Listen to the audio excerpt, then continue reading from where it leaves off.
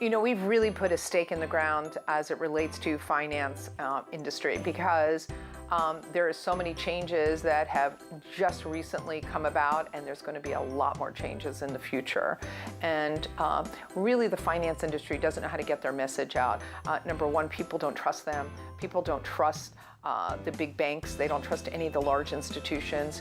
So what's happened today is that FinTech has become the emerging wonder child of the finance industry, because people now can take control back into their own hands, manage their finances on an app today, really understand where they're at, where they're going, how much money they really have to spend, what their credit lines are, and really become much more responsible and accountable for their own money, instead of finding out that they've lost their money to a burning Madoff or some kind of Ponzi scheme out there. So I think that with the distrust comes a more trusting methodology of managing your finances, and number one. And number two, it's about control and taking control back of your life.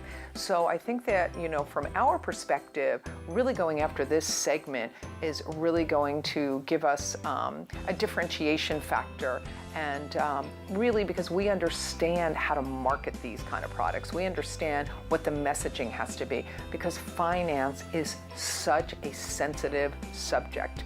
We all know that you don't talk about finance or politics in an election year at all. And I think that the only way to really address the finance arena is to talk about the burgeoning and emerging industry of FinTech.